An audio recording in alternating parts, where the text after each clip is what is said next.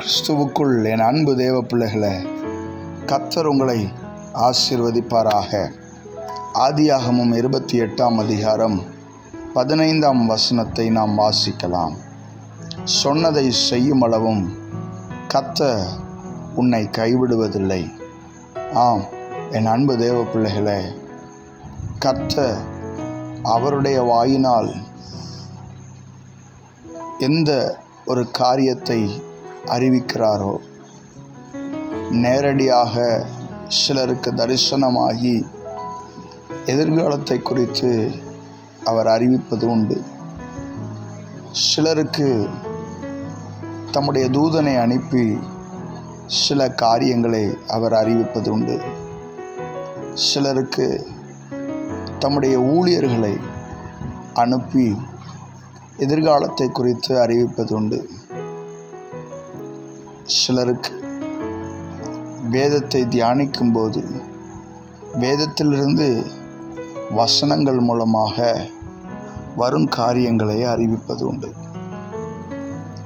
எதுவாக இருப்பினும் கர்த்தர் இயேசு ஒரு வார்த்தையை சொல்லியிருந்தார் என்றால் அவர் தாம் சொன்னதை செய்யும் அளவும் கர்த்தர் நம்மை கைவிடுவதில்லை. ஆம், என் அன்பு தேவ பிள்ளைகளே, சில நேரங்களிலே சில காரியங்கள் தாமதமாக வாய்ப்புகள் உண்டு. ஆனாலும் அவர் சொன்னதை செய்யும் அளவும் நம்மை கைவிட மாட்டார். மனிதர்கள் சில நேரங்களிலே தாங்கள் சொன்னதை சூழ்நிலைகள் காரணமாக முடியாமல் போகும்போது அவர்கள் நம்மை கைவிட்டு விடுவது உண்டு. மனிதர்களை குற்றம் சொல்வது தவறான ஒரு காரியம். நம்முடைய நம்பிக்கை தேவாதி தேவன் மேல் இருக்குமாயும் நிச்சயமாக இந்த சத்தத்தை கேட்டுக்கொண்டிருக்கிற தேவ பிள்ளைகளே, நிச்சயமாக 100% சற்றேனும் விலகாத தேவன். உங்களை அவர் கைவிடுவதில்லை. சொன்னதை நிச்சயமாக செய்வார். இந்த வருடத்தின் ஆரம்பத்தினுடைய வாக்குத்தத்தத்தை ஒரு விசை சிந்தித்து பாருங்கள். இந்த வருடத்திலே அவர் கொடுத்த வாக்குத்தத்தத்தை சிந்தித்து பாருங்கள். இந்த மாதத்தின் துவக்கத்திலே அவர் கூறின வாக்குத்தத்தத்தை நினைவு கூறுங்கள்.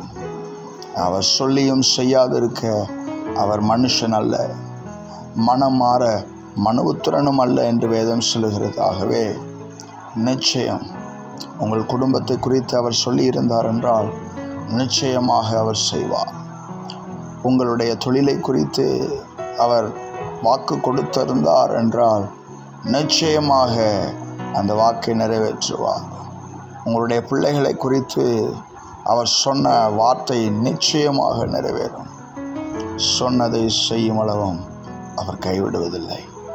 கண்களை மூடி நாம் ஜெபிக்கலாம்.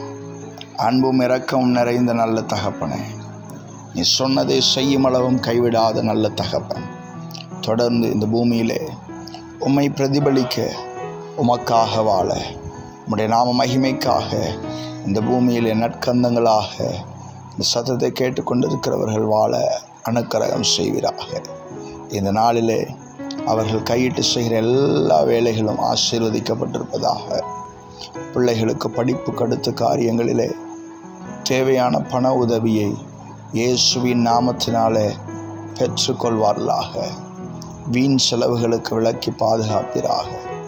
இயேசு கிறிஸ்துவின் எண்ணற்ற நாமத்தில் ஜெபிக்கிறேன் எங்கள் ஜீவனுள்ள நல்ல பிதாவே, ஆமேன். God bless you. கர்த்தர் உங்களை ஆசீர்வதிப்பாராக. ஆமேன். மேற்கு கிழக்கு வடக்கு தெற்கு பரம்புவா என்றீரே, பூமியின் சூளை போலும் சந்ததி பெருகும் என்று வாக்குரைத்தீரே. மேற்கு கிழக்கு